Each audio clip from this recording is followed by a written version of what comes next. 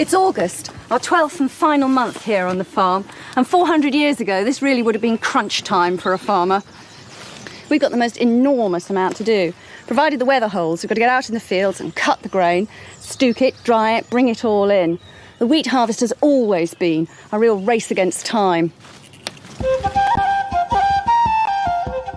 The team ploughed, sowed and harrowed this field back in their very first month, September. No one was quite sure how the grain would do. A year later and it's standing almost fully ripe, a glorious golden yellow. Now all they have to do is cut it down. As was traditional in the harvest, they've brought in some extra manpower. Stuart's sons, Graham and Ian.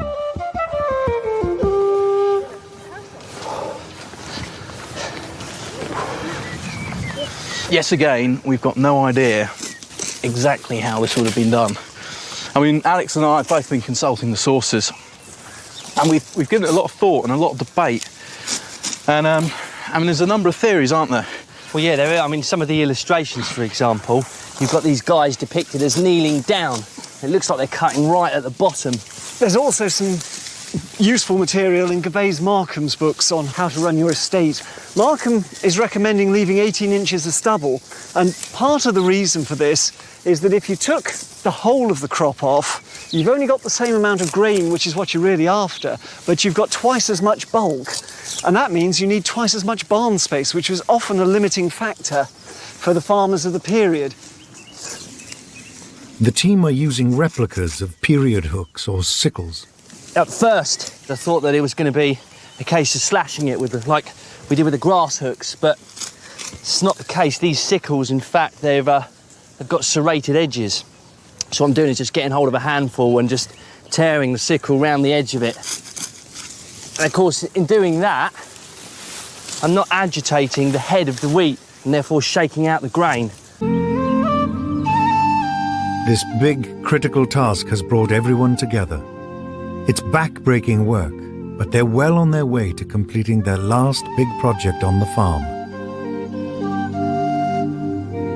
It's nearing the end of the day, but there's still plenty to do. All the bundled wheat has to be stood up in stooks so it can dry in the sun and air.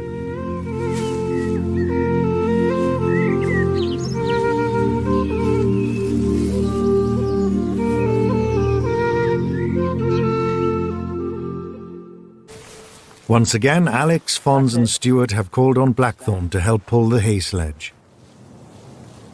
Once the wheat stooks have had a good chance to air and dry, they need to be brought in as quickly as possible.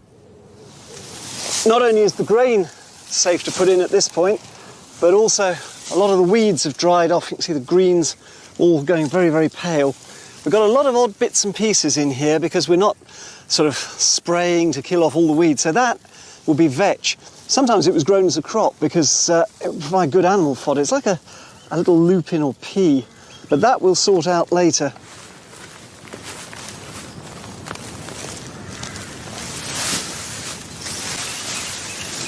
It's not the work that's a problem for Blackthorn. She's used to pulling heavy loads. She was a pit pony. It's the standing around doing nothing. I mean, while we're standing here, we're just getting bitten to pieces by the horseflies. She's played up a little bit, but she's got a bit calmer now. Compared to stooks of the period, ours are actually quite small, but they've been extremely successful. When we cut the wheat the other day, there were tiny little green tips on the ends of the ears here, but they've now turned under this lovely August sun, a gorgeous golden yellowy brown. But they're not too dry, so that when we're moving them, shaking them around, we're not dropping the grain out. So I think we've got it just right this time.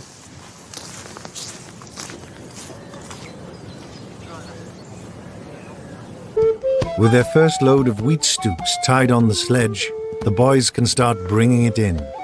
Even with Blackthorn's help, it's going to take them a number of runs to clear the field. They're going to store it in their grain barn. The wheat had to last the farm almost a whole year, so the barn's conditions were critical. We've laid out a carpet of really spiky gorse on our barn floor. It's lovely and bouncy. It's about 6 inches thick, and it lets the air flow underneath, and of course it keeps the wheat off the floor so it doesn't get damp. But the main reason for the gorse is to act as a deterrent for mice and rats that want to eat our grain, because obviously it'll be very spiky against their little noses as they try and burrow in